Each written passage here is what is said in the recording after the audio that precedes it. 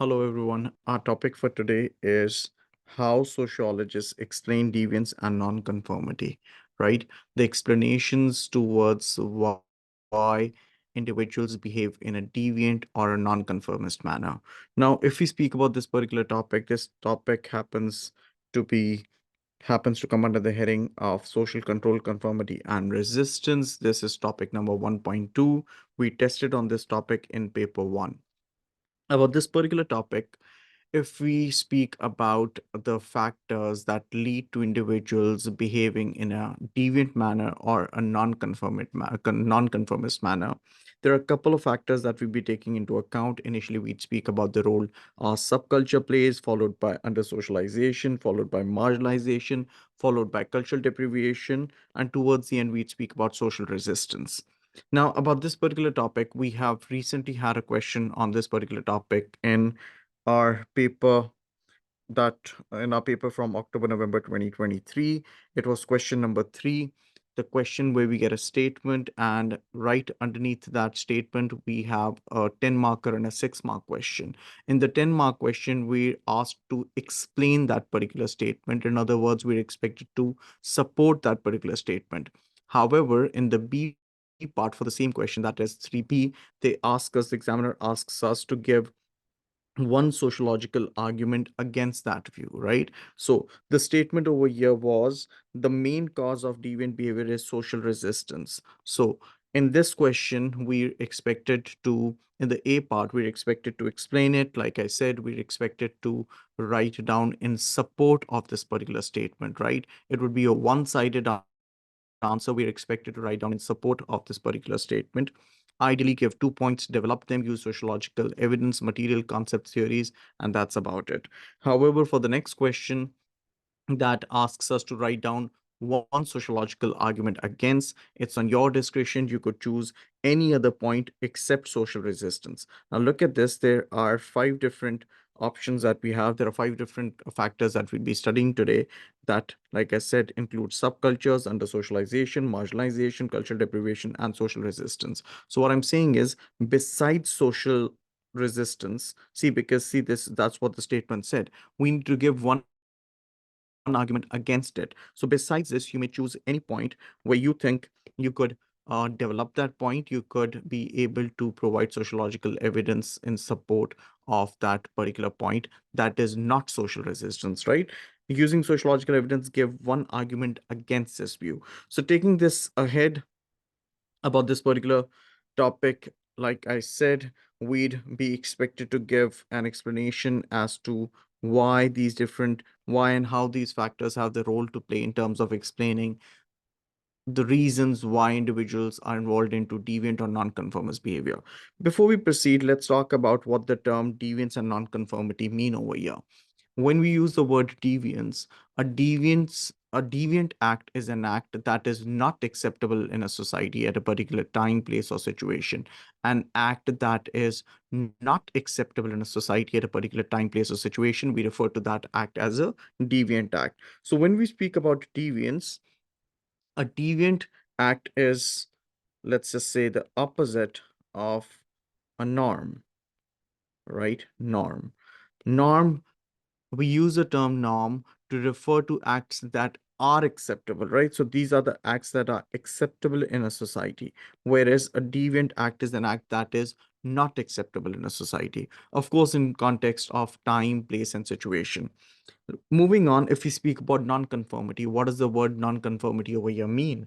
When we use the term nonconformity, we're referring to acts that go against the social norms of a particular society, right? When you're not conforming to, or when you're not adhering to the norms of a particular society, we use the term nonconformity or nonconformers for the people who do not adhere. So nonconformity is not conforming to or not acting as per the society's expectations or requirements. Taking this ahead, as we move further, okay, so as we move further, let's have a look at this question that we've had on this particular topic as well, a 26-marker evaluative essay question, a 26-marker evaluative essay question. We've had this question in May, June 2021, the first variant. And the question says, evaluate cultural explanations of deviance. So you might as well write down in support of this. And then, as a counter argument, you would be expected to write down against this as well. Remember, in a 26 marker evaluative essay question,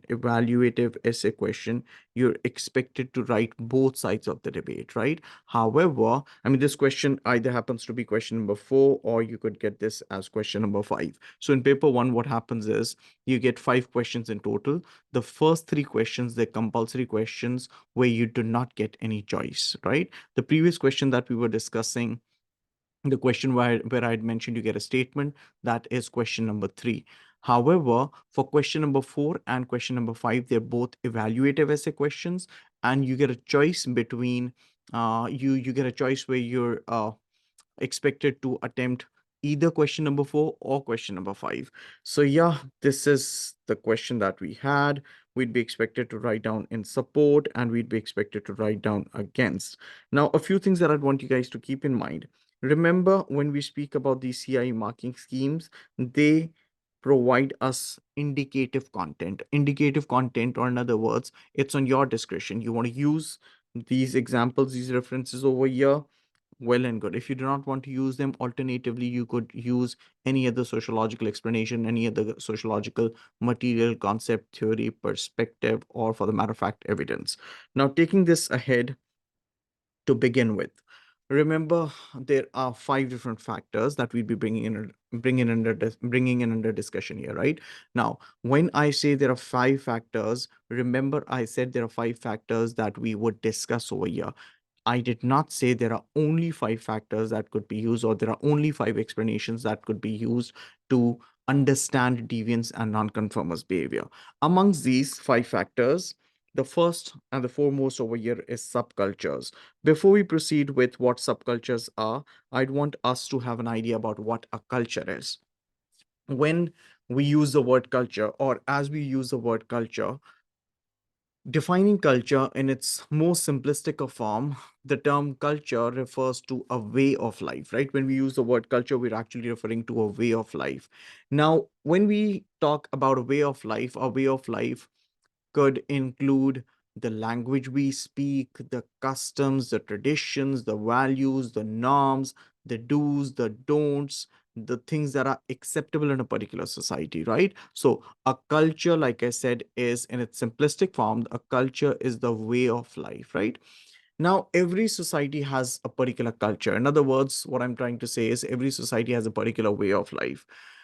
And I'm sure you'd agree, if we speak about complex societies, or if we speak about modern industrial societies, or if we speak about huge societies, those societies, because there's a lot of people that are a part of that society, the likelihood of a particular culture being subdivided into different subsets or different cultures is always there, which is referred to in this case as a subculture, right?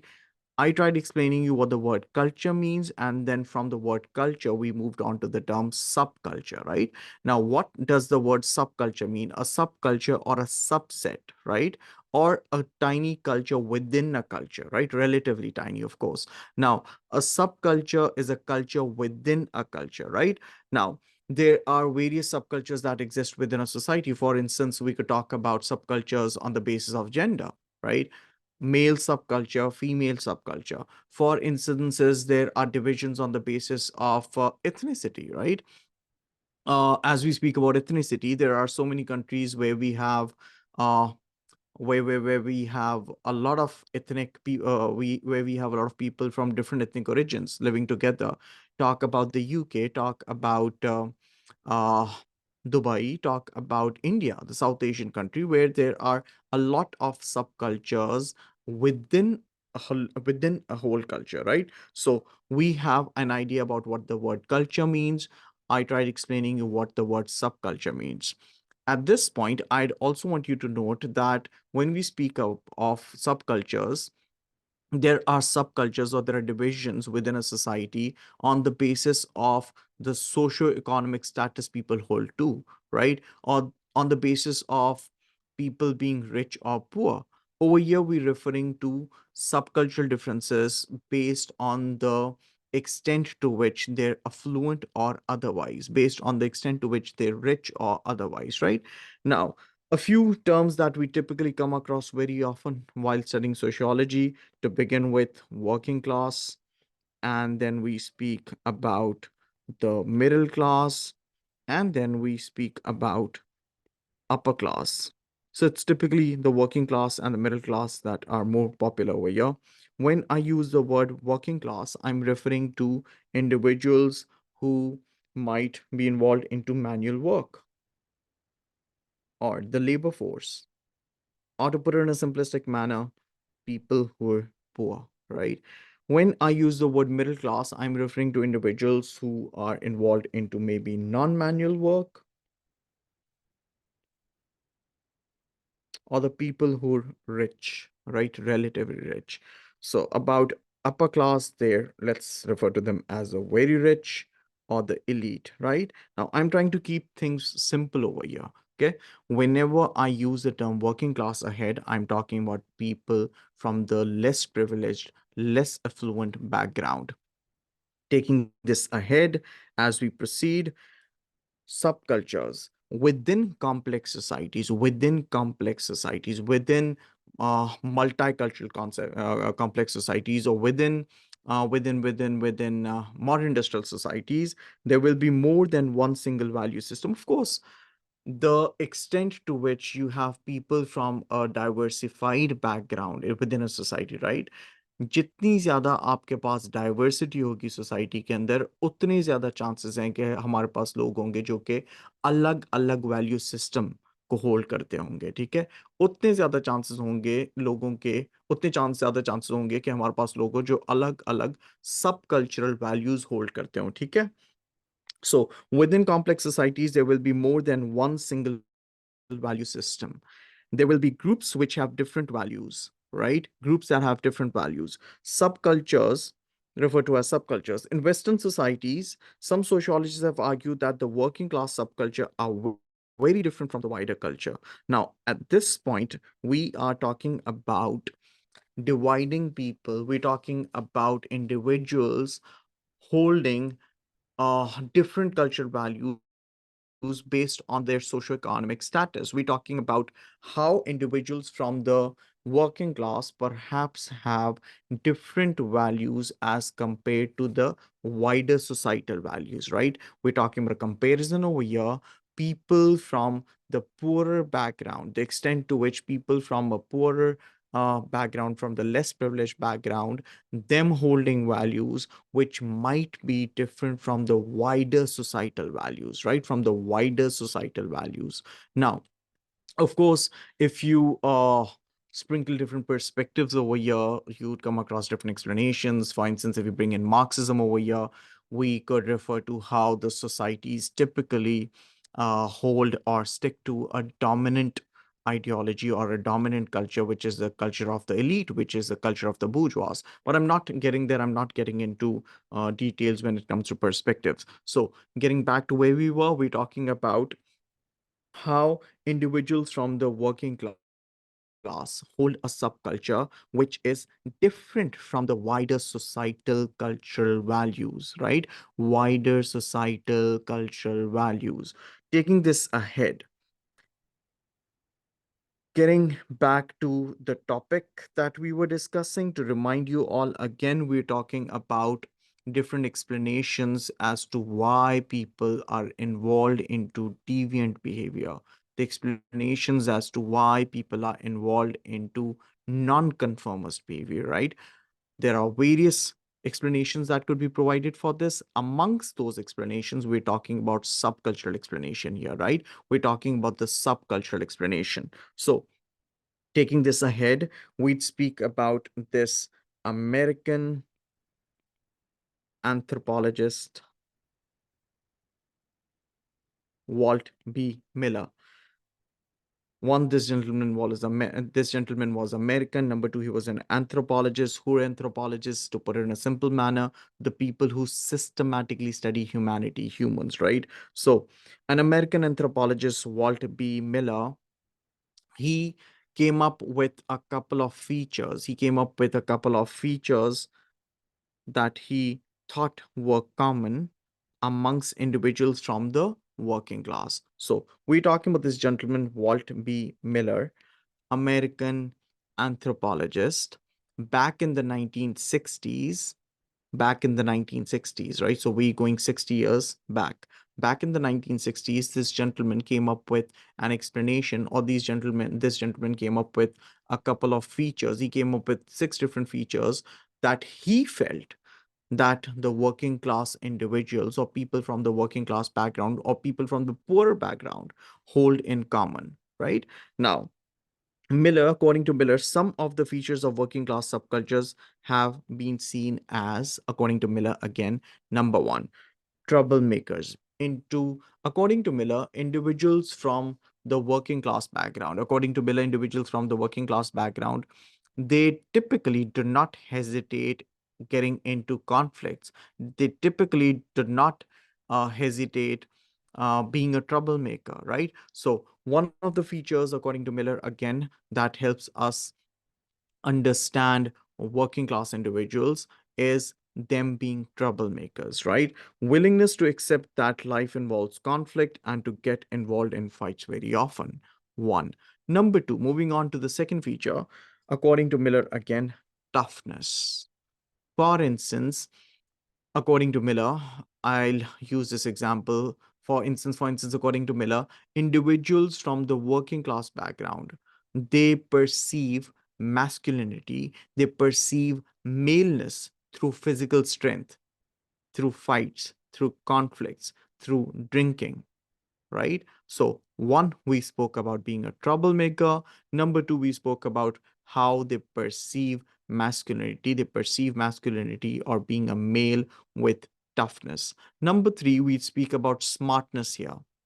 Now, if we talk about a comparison, if we talk about a comparison between individuals from the middle class and individuals from the working class, individuals from the middle class, the rich, and the individuals from the working class, the poor. Individuals from the middle class, if they're, let's just say, interacting with their peer group, if they're interacting with individuals from a similar background, they'd have a lot of things uh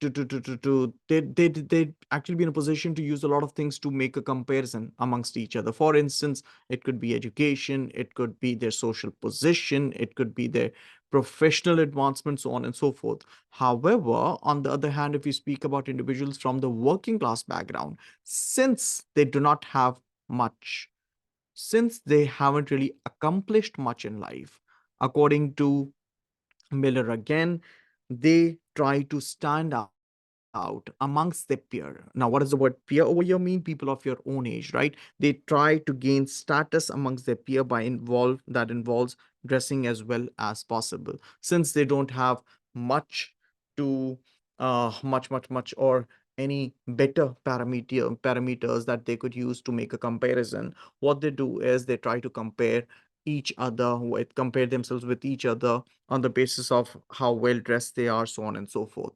Taking this ahead, the fourth factor, or the fourth feature, according to Miller over here, is excitement. Now, according to Miller, individuals from the working class background, since I mean, a working class background, we're talking about people who are probably factory workers, they're laborers. I'm sure you'd agree, people from the less privileged background, the labor force, they have a very repetitive, monotonous, tedious, less satisfying work routine, right? It's pretty monotonous. Even if you talk about assembly line workers, they'd probably be doing the same thing the entire day. So what they do is they do not let go of any opportunity where they could have fun. They wouldn't want to let go of any opportunity to enjoy. And this them having fun or them enjoying could eventually result in a deviant behavior too. So we spoke about the working class individuals being troublemakers. We spoke about how Miller saw them as defining masculinity through toughness. We spoke about how they make a comparison amongst each other through their style of dressing. We spoke about how these individuals from the working class see excitement, right? The fifth one, fate. The fifth feature over here, fate, or being fatalistic, or holding a fatalistic attitude, right? Relying on your fate.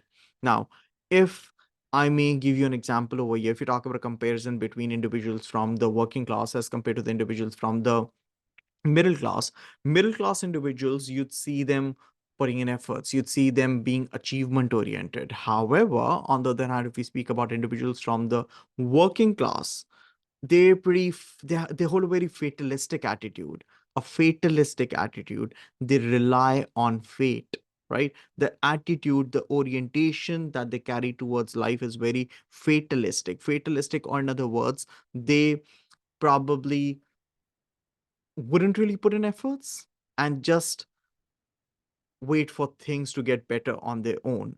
And the explanation that they in many cases provide is, oh, it's probably not in our fate. It's probably not written for us by God.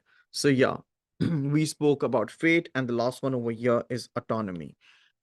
Individuals from the working class, according to Walt B. Miller again, individuals from the working class, they do not like taking directions, right? Because if you think, if you just give it a thought for a minute, there are people who typically working in factories all day long, and they have a lot of people controlling them, dictating them, giving them orders, defining what's acceptable and what's not acceptable for them as they work throughout the day. So, individuals from the working class, according to Miller, again, they do not like autonomy. They dislike, I mean, they like autonomy, they dislike authority. They dislike authority.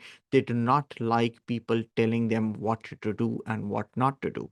Now, these were six different features that we spoke about that, according to Miller, Walt B. Miller, are common features that individuals from the working class background hold, right? So, to name them again, we started off with trouble, followed with toughness, followed with smartness, followed with excitement, followed with fate, being fatalistic, and the last one over here was them wanting autonomy, them disliking authority. Taking this ahead. Now, we spoke about these six different features. I'm sure uh, you'd understand this. You know, if we speak about these individuals from the working class, them behaving in this particular manner, as much as we say that they're going against the values of the wider society, right? As much as we think, as much as we feel that these individuals from the working class, they're going against the values of the society. Do you realize when they're adhering to all of this, when they're doing all of this, they're actually showing conformity towards their own subcultural values? Let me do that again. So, what I'm saying is, when these individuals they they get involved into acts that are considered to be deviant, right? When they get involved into acts that are considered to be deviant, they are actually showing non-conformity towards the wider societal values, but at the same time, they are showing conformity towards their own tiny little subcultural values, right? So you're showing non-conformity towards the wider societal values. However, you're showing conformity towards your own subculture. So taking this ahead, Miller in 1962 suggested that these are normal features of working class. These are normal features of working class subculture that bring young working class males into conflict with wider society. So this, according to Miller, these are features that bring individuals from the working class in conflict with the wider societal values, right? Wider societal values, right? Resulting in acts that are deviant, resulting in acts that are non-conformist. Non-conformist towards what? Non-conformist towards the wider societal values, right? Taking this ahead, the choices of leisure activities, their choices of leisure activities lead to involvement in gangs and conflict with authority, right? Their acts which they probably see as fun acts, they probably see them as leisure acts.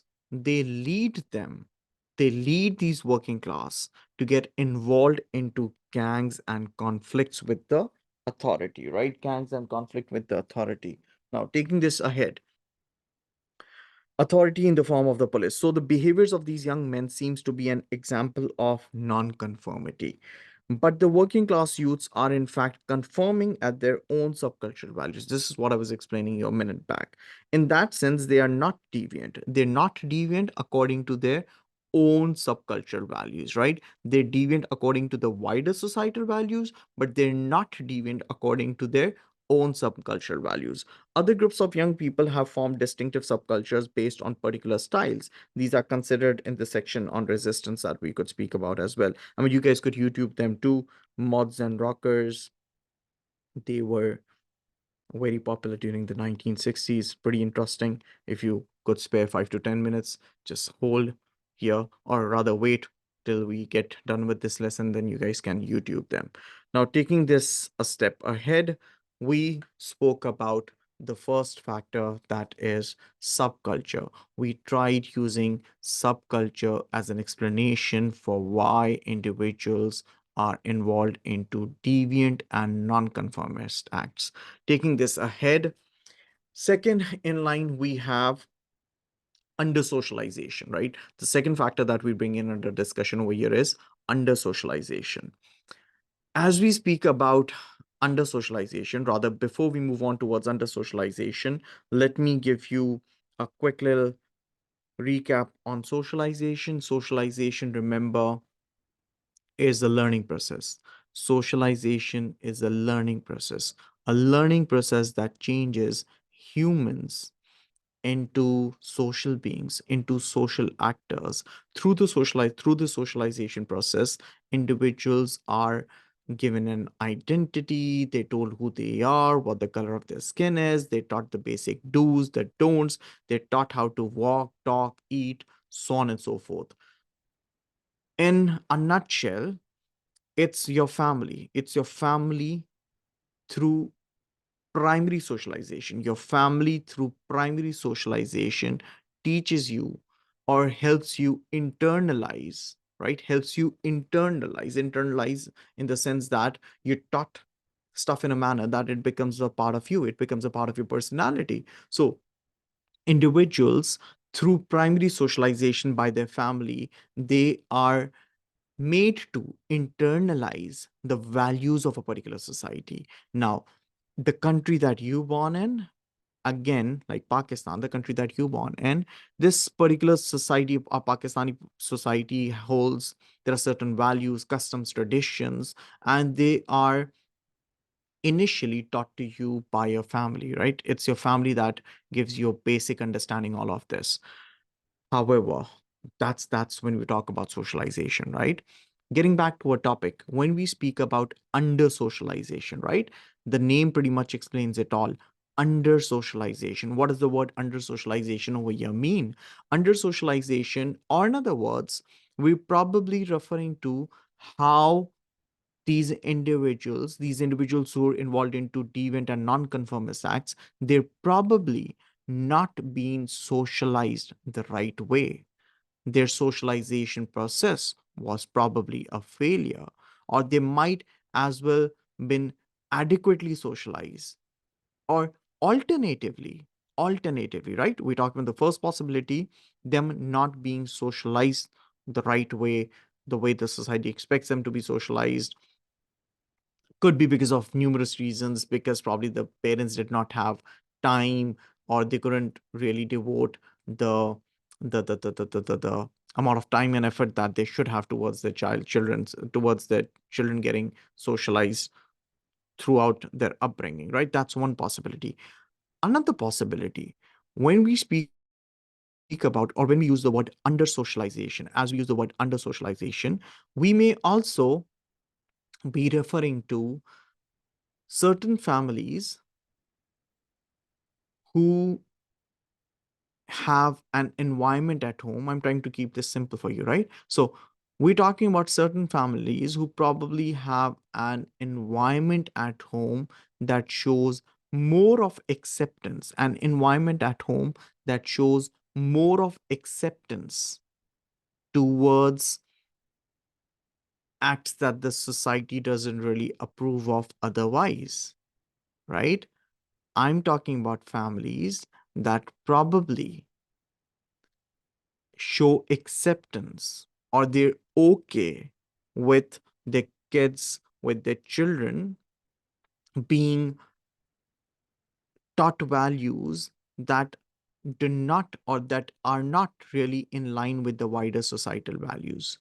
For instance, criminals, gangsters, even criminals have families, right? So these criminals, the likelihood or the possibility, right? The likelihood or the possibility that when these criminals, they have children, they do socialize their children, but they socialize their children not in line with the wider societal values, or they socialize their children in a manner that the values that they're taught are not really accepted by the society, are not really approved of by the society, right? Now, rather, let me uh, explain this in Urdu as well.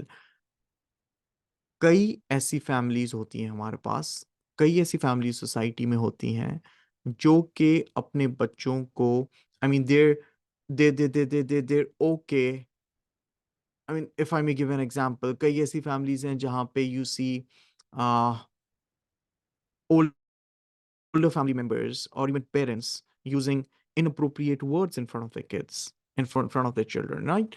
Children see, children learn, children see, children learn, children act accordingly, right? So in societies, I'm sorry, in families like these, in families of, let's just say, the criminals, we there's a possibility that while going through the socialization process, वो बच्चे वो चीजें family से सीख रहे हैं जो हमारी सोसाइटी एक्सेप्ट नहीं करती, ठीक है?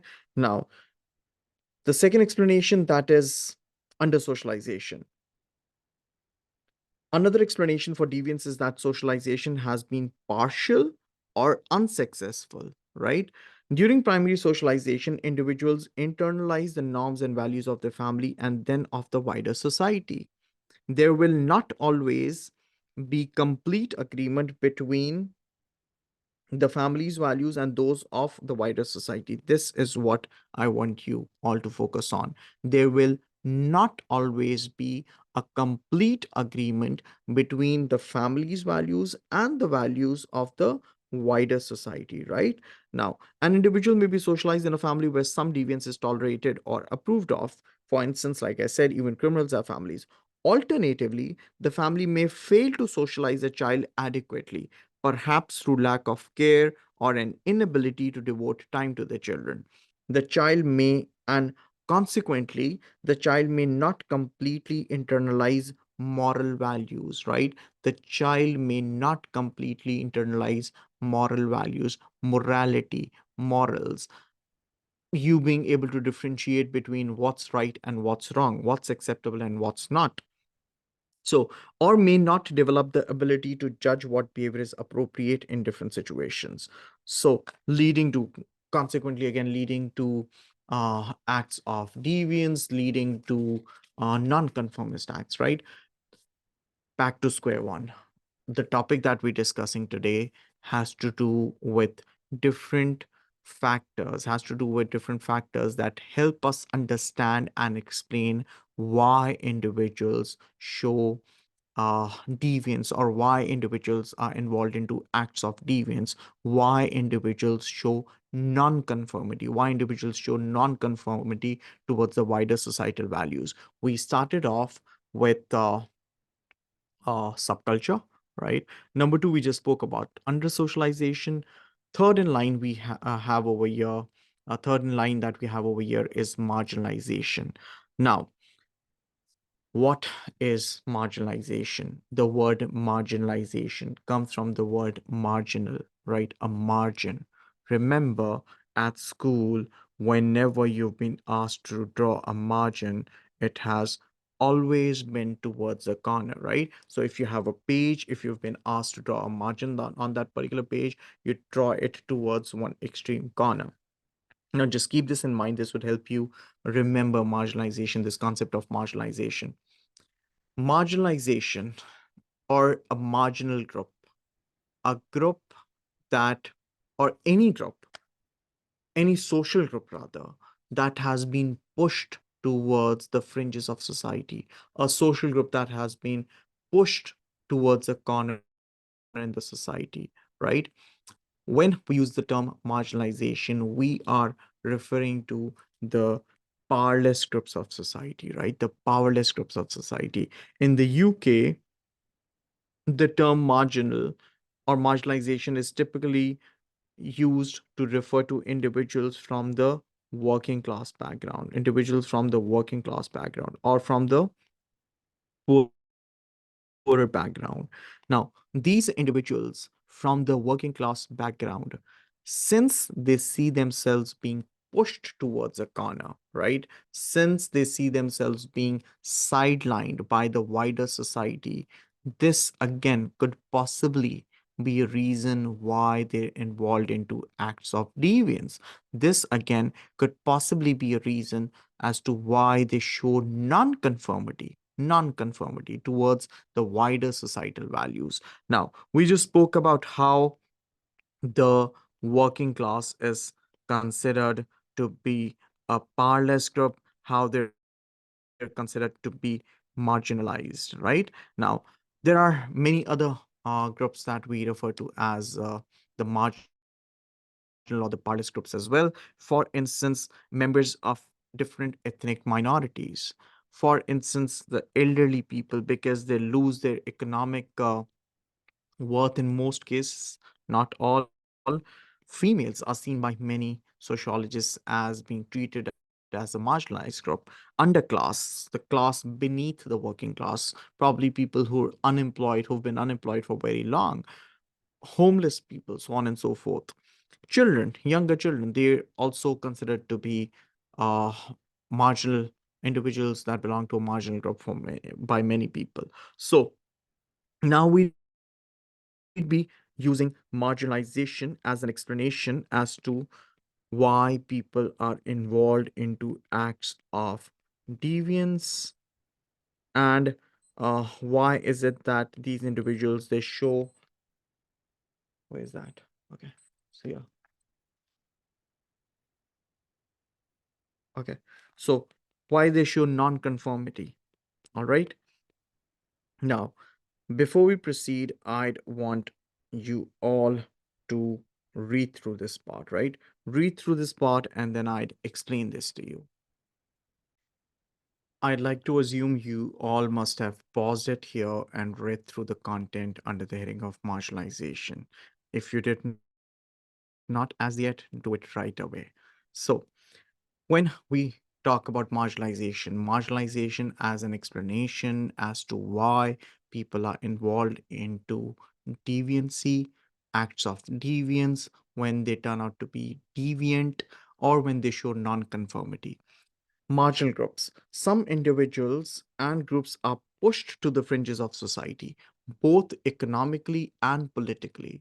They turn out to be powerless individuals of society. And like I said, in the UK, the term marginalization has been applied particularly to working class youth in inner city areas. Working class youth in inner city areas. These areas lack resources and facilities. They lack resources and facilities. The schools may not be good, and there are very few job opportunities for them, right?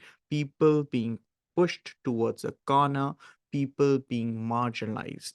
The concerns of young people have not been taken seriously by the authorities. They have no politicians to speak on their behalf. Just think for a bit, right? Just think for a bit. We're talking about individuals who made to believe that the society doesn't care about them, that the wider society doesn't right, like they do not really matter to the wider society. Why do you think someone would want to adhere to the rules and regulations? Why do you think individuals like these who've been pushed towards a corner, they'd want to show conformity towards the wider societal values when they're made to believe that no one really cares about them? So, with high rates of unemployment, they can feel they have no future. This weakens the hold of dominant value system or ideology over them, right? This consequently weakens the hold of the dominant value system or the value system that the wider society, right? Okay. Or ideology over them. Because they do not feel that society is doing anything for them, they may develop subcultures that express resistance. They might develop certain subcultures that express resistance or turn to forms of deviance such as drug taking, minor acts of crime, vandalism, uh, street crime again, so on and so forth. So the idea that individuals who have been marginalized by the wider society, them turning into acts that are deviant or maybe criminal because they feel like there isn't much that the society has to offer them. There isn't anyone who's ready to listen to their concerns. There isn't anyone who's worried about how their social position, how their lifestyle, how their life chances could improve in a society. So, yeah, we spoke about subcultures to begin with. We moved on towards using under socialization as an explanation. Third in line was marginalization. And the fourth point that we discuss over here would be cultural deprivation. Cultural deprivation. What exactly is this cultural deprivation now? We've spoken about culture, we've spoken about how there are different subcultures that exist. We just spoke about how there are differences in terms of the values that are held by individuals from the middle class as compared to the values that are held by individuals by the work of the working class, right? Now, over here, we'd speak about this particular point of gratification. We'd speak about gratification. Gratification, what does the word gratification mean? Gratification or satisfaction. Now, individuals from the middle class, it is believed by many that of the individuals from the middle class, they prefer delaying this satisfaction, right? For instance, individuals from the middle class, you see them, I mean, look at yourself. You're all investing your time and effort getting educated, right? You're putting in efforts today because tomorrow you're looking forward towards having, inshallah, a better life ahead, right? You're putting in efforts today. It's about the time you're investing. It's about the efforts you're investing. There could be so many different things that you could have been doing at this very moment, right? Instead of listening to this lesson, you could have been hanging out with your friends, you could have been partying maybe, right?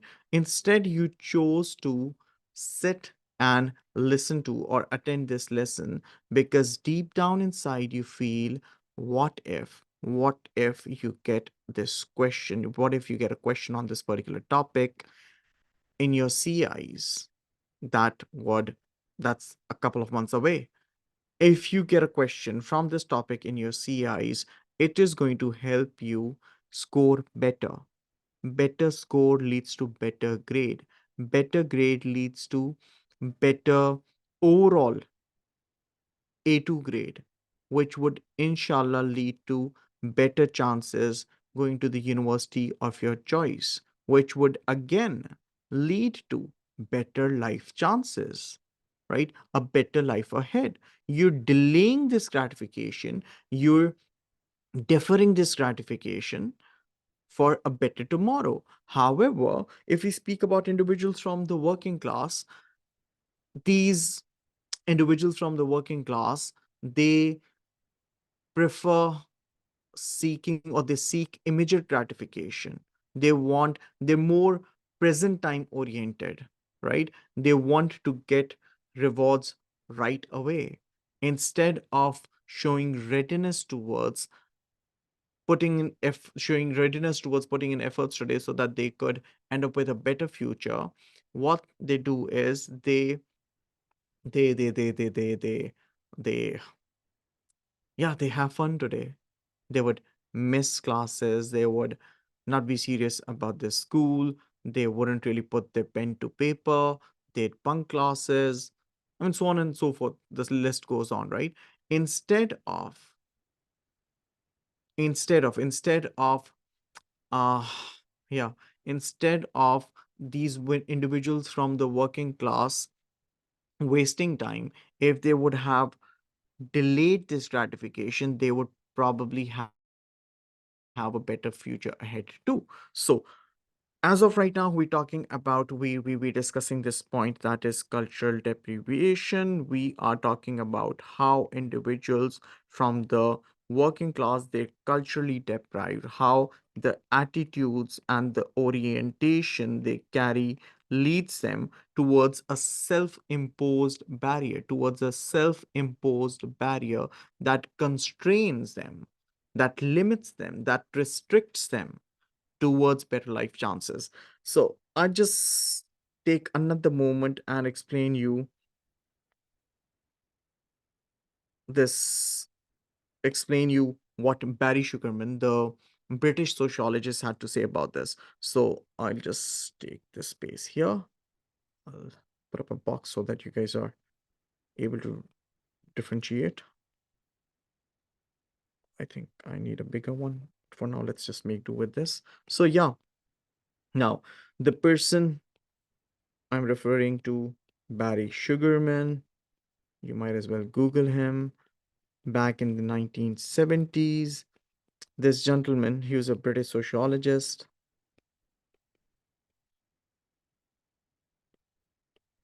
Back in the 1970s, this gentleman, he came up with the idea.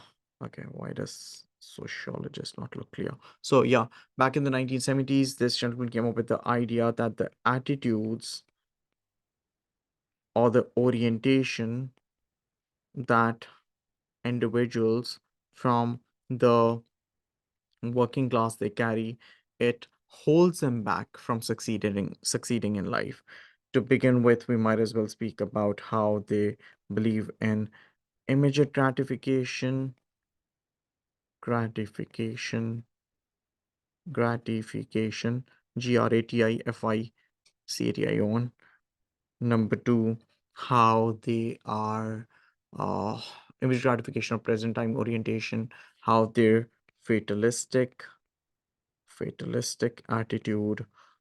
They rely a lot on fate, how they show a collectivist attitude towards, I mean, they're more concerned about what everyone is doing. I mean, they see themselves as a part of a bigger group, that is working class people in general.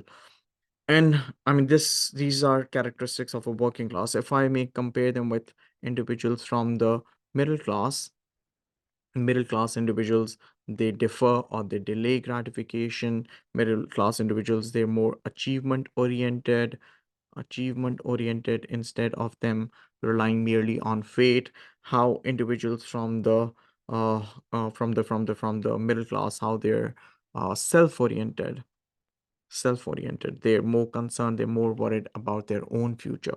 So again, back to square one, we're talking about cultural deprivation. We're talking about how these individuals from the working class, they hold a culture that holds them back, that restricts them from succeeding in life, and which again in many cases leads to them in being involved into acts of deviance, acts that are non-conformist towards the wider societal values, right? So immediate gratification, fatalism, and them being collectivist. Getting back to where we were, this idea behind cultural deprivation leading to individuals being involved into acts of deviance, cultural deprivation being leading to individuals showing non-conformity towards the wider societal values.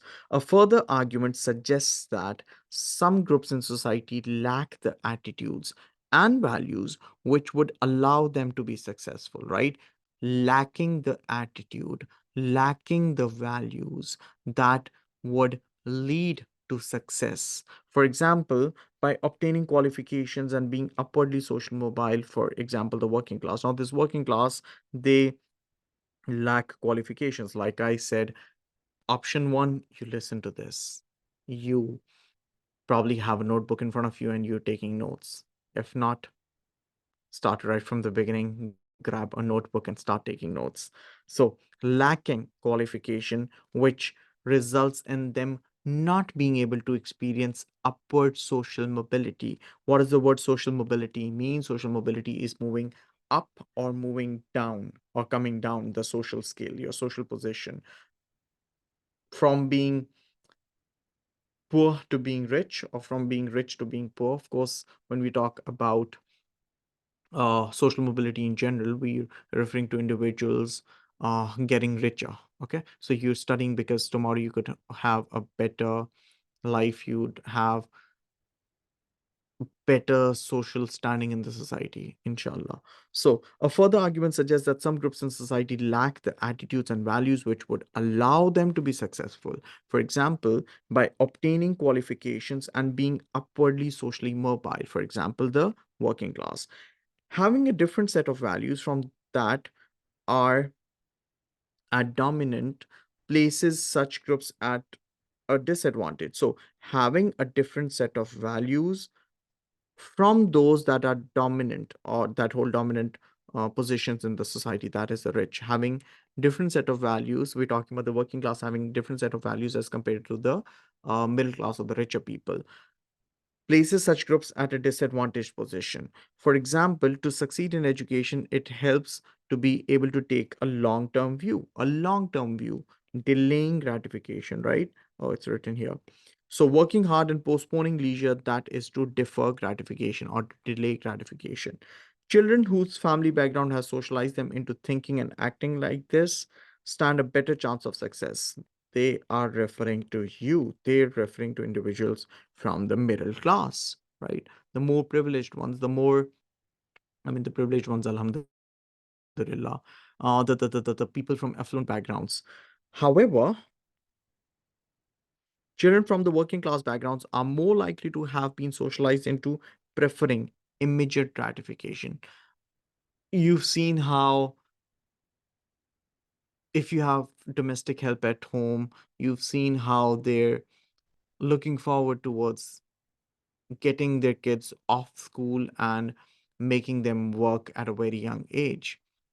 आपने देखा है कैसे आपके घर पे काम करने वाले आ, आ, मुलाजमीन, how they how they're more inclined towards getting their kids to work and earn money at a very young age. If you start earning money like they do with the jobs that they opt for because they're not educated, they're probably not really skilled as well, आप एक younger age में पैसे तो कमाना शुरू कर देंगे, but then guess what? There's what sort of advancement do you think they'd have? None. If they teach their child how to, let's just say, if the child has turned 18, they get the child a license somehow. They make the child learn how to drive. They could probably get the child the job of a driver somewhere. But then again, what sort of advancement do you see there? You cannot really expect someone driving a motor vehicle to be flying a plane in the next 5 years. So there's hardly any advancement there. Yeah, children from the working class backgrounds are more likely to have been socialized into preferring immediate gratification and are thus less likely to have such attitudes. They can be said to be culturally deprived, as this can lead to underachievement at school and limitation of their prospects, which again could lead to being involved into acts of deviance. Let's connect it back to the topic. Now, we spoke about subculture, we spoke about undersocialization, we spoke about marginalization, we spoke about cultural deprivation. Towards the end, we'd speak about resistance, the extent to which resistance or social resistance could be used as an explanation as to why people are involved into acts of deviancy, why people are involved into non-conformist acts. So resistance it is. This idea of resistance is associated with conflict views of society because it assumes a dominant group within society whose power can be resisted. Now, a dominant ideology, right? A dominant ideology. Let me pick up a pen. Dominant values, dominant ideology. As I use the word dominant over here, I'm talking about an ideology that is being set by the rich, by the powerful, by the elite, the rich, the powerful, the elite, right? So we're talking about there being dominant values, right? So the idea that every society, now, of course, we're referring to Marxism, and then we'd further move on and talk about neo-Marxism. Now, when I use the word Marxism, I'm referring to traditional Marxists or traditional Marxism. Now, if you remember Karl Marx, Marx died in 1883. He was born in 1818, he died in 1883. So it's been what, 140 years this gentleman passed away. Okay. So when I use the word neo-Marxism, I'm referring to the newer forms of Marxism, newer Marxism, right? So, like I said, it's been 140 years this gentleman passed away, right? It's been quite a while. Typically, followers of Karl Marx who do accept and agree to the basics on what Marxism lays, nonetheless, with the passage of time, they at times end up adding a few things. At times, they end up showing a bit of a disagreement on certain aspects, and then uh, them emphasizing on other factors than as compared to what the traditional Marxists emphasize on. So we're referring to them in this case as the neo-Marxists, right? So uh, we are talking about the assumption that a dominant group within society whose power can be resisted. Now, the values, the ideology of the powerful groups in society being resisted, people showing resistance. You know what the word resistance over here means. People resisting to the values of the dominant, the powerful group of a society, right? Neo Marxists have suggested that where relatively powerless groups lack an understanding of the capitalist system but are aware and resentful of the disadvantaged position within it, they can respond with deviant behavior which expresses the anger. Let me explain this to you, and then uh, I'll give you some time to read through this. So, uh, okay. Now, these individuals whom you may refer to as being holding a subculture that is not in line with the culture of the wider society, one, or them being under socialized, or them being marginalized, or them being culturally deprived. So these groups, these individuals from these groups that do not really agree to or do not really want to follow the dominant values of the society, what they do is they start showing resistance. They start showing resistance towards the values of society, right? Them not accepting or them not following the rules and regulations of society, right? So, of course, there are people who probably feel marginalized, who probably feel like they've been pushed towards a corner. They probably have this anger in them, which makes them not want to conform to the societal values, right? Which makes them not want to conform to the values of society, right? They might show their anger by resisting wider societal values. They might show their anger by involved into acts of deviance, involved into acts of non-conformity, involved into acts of minor minor criminal acts, so on and so forth. According to the neo Marxist perspective, they lack an understanding of the capitalist system, right? This is important, this is deep, and this is interesting, right? They lack an understanding of the capitalist system. What does this mean? They lack an understanding of the capitalist system. I'll give you a couple of seconds. Think.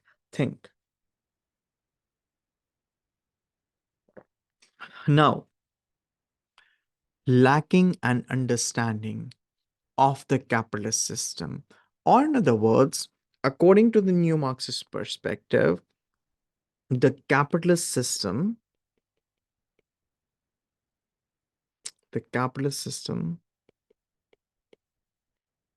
probably has been designed in such a smart and cunning and an evil manner, in such a smart, cunning, and an evil manner that it it allows individuals from the working class or individuals who are trying to show resistance. They would let them show this resistance.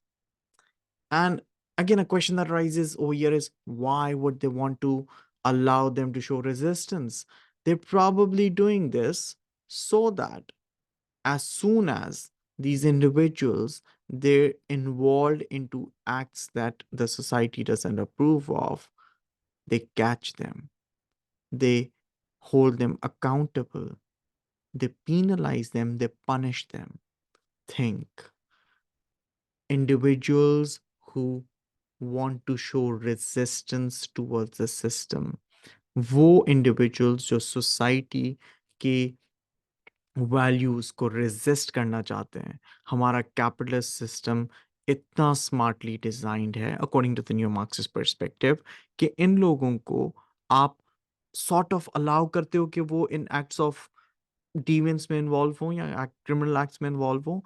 आप उन्हें allow करते हो ताकि आप उन्हें पकड़ सकें, right? If someone is involved into acts that are not accepted by the society, you're actually getting a chance. You're actually getting an opportunity to catch them and hold them accountable.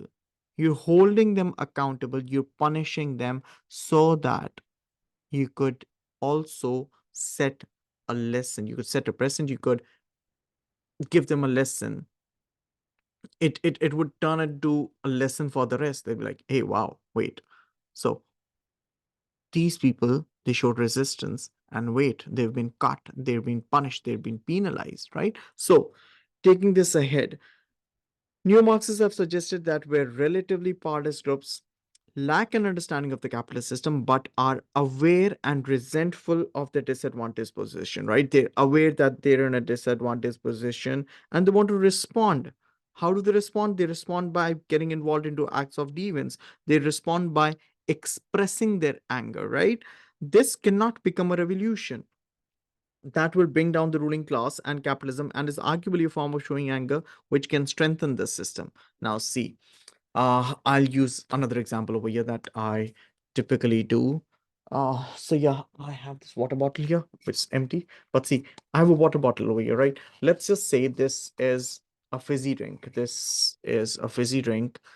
if I shake this bottle and then I open it, right? If I shake this bottle and then I open it in one go, you know how it would turn out to be, right? However, if instead of opening this cap in one go, what I alternatively do is I allow a bit of, I mean, yeah, if I start, I don't know if you guys can even see this, but if I start opening this slowly and gradually, right, I could hear fizziness, but then it's not enough for to, it's not enough to mess up my table. It's not enough that the entire liquid would come out, right? So likewise, these individuals from the working class, remember, my dear, we're discussing neo-Marxism, which again is a form of Marxism. We're discussing neo-Marxism, which again is a form of Marxism, right?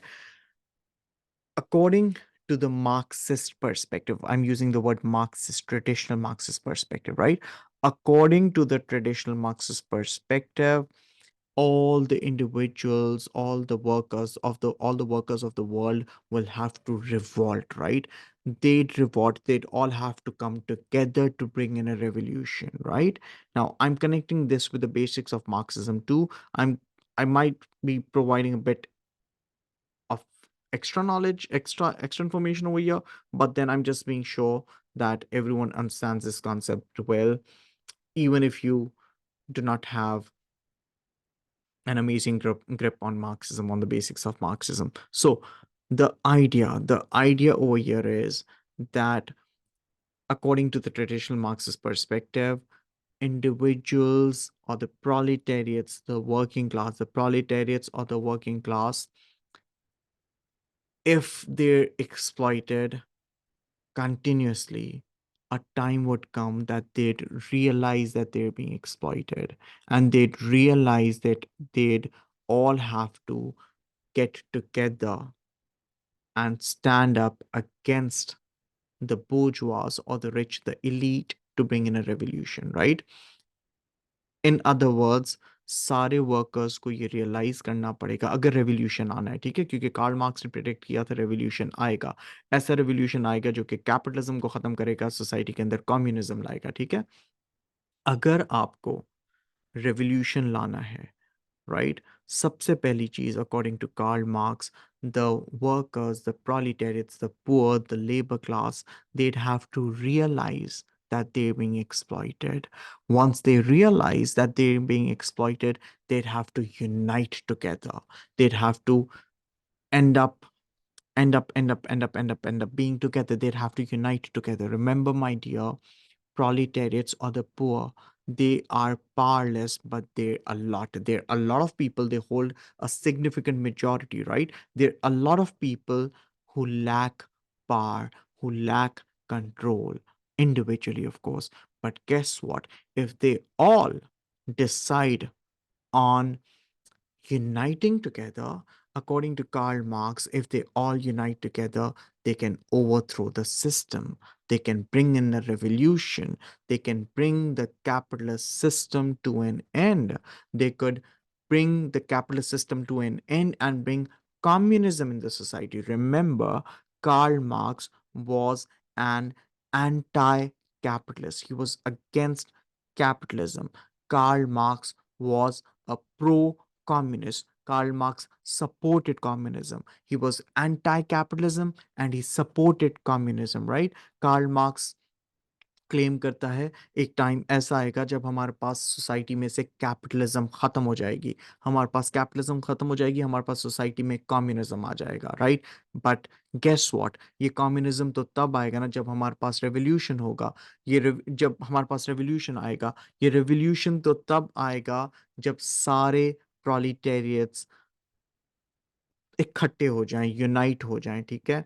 Unite होके सारे के सारे इकट्ठे, I mean they all get together, unite together and stand up against the wealthy rich so that they could remember the bottle that I had, right? You shake and then you open it all of a sudden and right? So we'd have this revolution when all the proletariats, according to Karl Marx, they unite together and they all stand up against the wealthy bourgeoisie. However, If these proletariats, now I'm connecting it back to this particular paragraph over here, right? However, if these proletariats, instead of all of them uniting together, if they individually start getting involved into acts that show nonconformity and deviance, don't you think they will not be able to bring in revolution? Because it's more like the bottle being opened slowly. It's like fizz. I mean, it would slowly and gradually keep on fizzing out, but it's not strong enough to throw away the cap, right? It's not strong enough to be able to bring in a revolution, right? So, if anything, according to the new Marxist perspective, without even realizing these proletariats, they end up making the system stronger. They end up strengthening the capitalist system. How are they? Okay, wait, what happened? So, I'm not sure if this is charged. No, so the charging's gone. Okay, so yeah, now these are these yeah, these individuals who are involved into acts of deviance on a small scale, either individually or in small little groups, they're not, again, until unless they're all uniting together, they're not strong enough to be able to stand up against the wealthy bourgeoisies or to be able to stand up against the system. Now, this is used to explain the deviant behavior of youth subcultures. Young people are relatively free to resist. They're less likely to have long term financial commitments, families to support, or jobs they might lose. So, they're relatively weak point where resistance to the dominant ideology can be expressed. So, this youth, these young people from the working class background, they are relatively freer. They do not have any responsibilities. They do not have a family to feed. They do not have much to worry about. I mean, much to worry about in terms of their future again. So what they do is they start resisting the system. Deep down inside, they're happy, they're excited, they feel like they're able to stand up. They're able to protest against the system without even realizing them being involved into acts like these actually provides the rich, the powerful, the elite an opportunity to catch them, hold them accountable, penalizing them, punishing them, and finally making the system stronger, right? Finally making the system, how is the system getting stronger? You are giving the rich, the powerful a reason to catch you, to punish you, and to show you and people like you from your social background, from your social group, that you're powerless and they're powerful. So, taking this ahead, young people face problems they can temporarily solve through rejecting dominant values of society, which may seem to have rejected the young people through their choice of style, their appearance, and their behavior. Neo Marxists have studied various youth subcultures such as mods. I mean, like I said, yeah, mods and rockers. These are different subcultures. Uh, we could speak about mods and rockers. You could speak about punks. You could speak about skinheads, and attempted to show that deviant style and behavior are in fact forms of resistance. I'd strongly recommend mods and rockers. I'm writing it down again. Mods and rockers. Open YouTube. There'd be many 5 to 10 minutes videos. Watch them, and that would help you gain a better understanding. So yeah, taking this ahead, now let's have a look at how we could scrutinize, how we could criticize this Marxist explanation, this new Marxist explanation. Before we could move on towards the criticism, I'd want you all to remind yourselves we just spoke about neo Marxism. Neo Marxism, by the end of the day, come under the heading of Marxism. Marxism or Marxists are structuralists. Structuralism or structuralists are the people who believe that the structural forces are above and beyond us individuals. Structuralism as a perspective believes that us as individuals, we play a very passive role in the society, and there are structural forces, like I said, they're above and beyond us. These structural forces, they end up controlling us. They end up manipulating us. They end up making us do what they want us to do. Now, keep that in mind, right? Keep that in mind. You know what? If you're a structuralist, I probably have this written down over here. So yeah, hint Marxism, structuralism perspective. So yeah, now if you're a structuralist, well, yeah, this is what I'm talking about. So if you're a structuralist, yeah, we're talking about new Marxism, that are structuralist. Structuralism is a deterministic approach. You believe that it's the structures of society that are shaping, controlling, or manipulating your behavior, right? But at the same time, remember, if you are a structuralist, you are ignoring human agency. If you do not know what human agency is, you're ignoring free will. You're ignoring the possibility that human beings might not only be acting like puppets or be playing a passive role as the structuralists suggest. Instead, these humans, they might be playing they might be playing a very active role, right? Deciding what they want to do, how they want to do it. So yeah, taking this ahead, one criticism of this explanation is that it would it would probably not be accepted by the young people themselves, the people that we're referring to, the individuals who are involved into acts of deviance and nonconformity. It assumes that the sociologists it assumes that the sociologist knows the underlying reasons for the behavior that the people involved in are aware of. This is again an over-deterministic view. An over-deterministic view, the idea, the assumption that these structural forces would be controlling your behavior, which might not always be the case. Yeah, this is an over-deterministic view that undervalues the meaning that people attach to their actions, that, in other words, undermines the role that human agency of free will could play.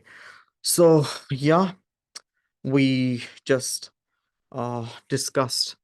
It's been, I guess, a bit. Yeah, it's been an hour. So yeah, we just spoke about how sociologists would explain deviance and nonconformity in a particular society. There are different factors that we took into account. We started off with subcultures. We went on to discuss under socialization. We spoke about marginalization. We spoke about cultural deprivation. And towards the end, we spoke about the role resistance could play. And we discussed the neo Marxist perspective over here as well.